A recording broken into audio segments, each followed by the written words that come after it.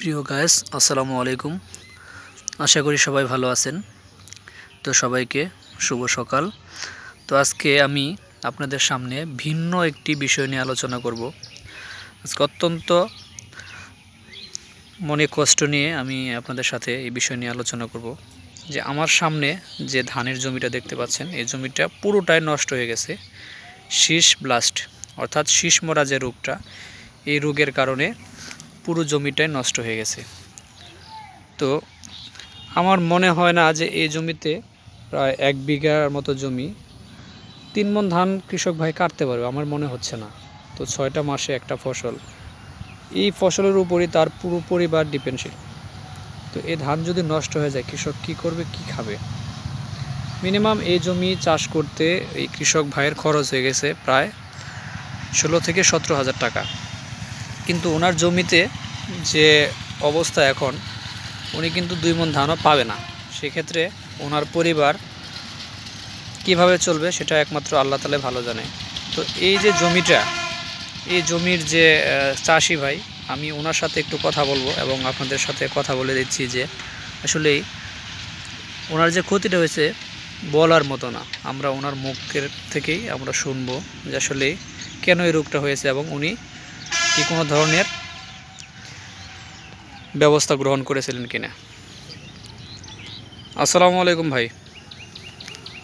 আসসালামু আলাইকুম ভাই। ভাই কেমন আছেন? তো আপনাকে দেখে মনে হয় না যে আপনি ভালো আছেন, কারণ আপনার জমির যে অবস্থা ভাই খুবই খারাপ।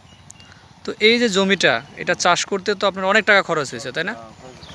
কিন্তু এই যে পুরো জমিটা নষ্ট হয়ে গেছে একদম। এই যে দেখেন শীষগুলা, একটু আমাদের দেখান আর কি, আসেন এদিকে আগে আসেন। এই শীষগুলা কিন্তু কোনো ধান নাই, একদম শীষগুলো আমি আপনাদেরকে দেখাচ্ছি। দেখেন এখানে একদম চিটা, কোনো চাউল নাই ভিতরে। এই যে প্রত্যেকটা ধানের মধ্যে কোনো চাউল নাই। তো এই যে কৃষক ভাই, তো ওনার যে খরচটা বা ক্ষতিটা হয়ে গেছে, এটা আসলে কাম্য নয়। আমি এই ভাইয়ের কাছ থেকে শুনি, এই যে ভুলটা করছেন আপনি, এটা যদি আপনি আগাম ব্যবস্থা নিতেন তাহলে কিন্তু এ ধরনের ক্ষতির সম্মুখীন আপনি হতেন না, তাই না? তাতে আপনার আইডিয়া এখানে কত মণ ধান হইতো এক পাখিতে?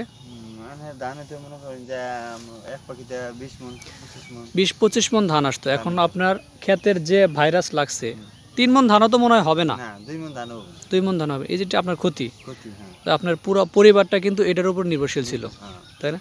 এই যে ভুলটা করছেন আপনি, আপনি কি স্বীকার করেন যেটা আপনার একটা ভুল হয়েছে? তো আপনার কাছে আমরা একটা জিনিস জানতে চাচ্ছি, আপনার মতো যারা প্রান্তিক কৃষক, ছোট কৃষক রয়েছে, তাদের উদ্দেশ্যে আপনি যদি কিছু বলার থাকে এই ক্ষতিটা নিয়ে একটু আমাদের বলেন। এখন মনে করেন যে ওষুধ দিচ্ছি, তাও কাজ করে নাই, এই অবস্থায় আছে। মনে করেন জাহান গা কি ওষুধ যা লাগবো এটা আর মনে করেন নাই। এখন ওষুধের কোনো আগে এলো না, ধানটা মনে করেন ক্ষতি হইলো। আচ্ছা, তো এই যে ক্ষতিটা হয়ে গেছে, এটা বিশাল ক্ষতি। তো আপনি কি চান না যে আপনার মতো এরকম ক্ষতি আর যাতে কারো না হয়? আমার আর জানি কি ক্ষতি না হয়, আমার তো হয়েছে, এটা আপনার কামনা, তাই না? তো ধন্যবাদ ভাই আমাদের সাথে সময় দেওয়ার জন্য। আমি আমার ভিউয়ার্স যারা রয়েছে তাদের উদ্দেশ্যে একটি কথাই বলবো, দেখেন এই ভাই কিন্তু অনেক পরিশ্রমী মানুষ, অনেক কষ্ট করে ফসল লাগাইছে, কিন্তু সেই ফসলটা সে নিতে পারছে না। এই যে তার মনের মধ্যে একটা কষ্ট, সেটা আপনাদেরকে বলে বোঝানো যাবে না আর কি। তো আমি কৃষক ভাইদের উদ্দেশ্যে একটা কথাই বলবো, জমি আপনার, রক্ষা করার দায়িত্ব আপনার। আপনার এই ফসলটাকে নিজের সন্তানের সাথে তুলনা করেন, তাহলে বুঝবেন সন্তানটাকে যেমন আদর করবেন, যত যত্ন করবেন, ফসলটা তত ভালো হবে। সেম আপনার ফসলটাও তাই, এর যত্নটা আপনার উপরে ডিপেন্ডশীল। সো এই কারণে বলবো, আপনারা বাংলাদেশের বর্তমানে যে আবহাওয়া এবং যে রোগ, তাতে অবশ্যই রোগ ধরার আগে আপনারা ট্রিটমেন্ট করেন। এটা হচ্ছে ব্লাস্ট রোগ। এটার সমাধান যখন ধানটা থুর পর্যায়, তখনই আপনারা প্রতি বিঘাতে 100 ml ফিলিয়া, 50 ml এমিস্টার টপ 3 ট্যাঙ্কি পানি করে স্প্রে করে দেবেন। আমি ইনশাল্লাহ এটুকু বলতে পারি, আল্লাহর রহমতে ওই জমিতে আর এই ব্লাস্ট রোগ আসবে না। তাহলে আর আপনার চিন্তার কোনো কারণ নাই। তো ধন্যবাদ সকলকে। তো সবাই ভালো থাকবেন এবং আবারও বলছি যে কেউ এরকম এই ভাইটার মতো ভুল করেন না। সবাই সচেতন হন দেশ এবং দেশের স্বার্থে। ধন্যবাদ সকলকে। আসসালামু আলাইকুম।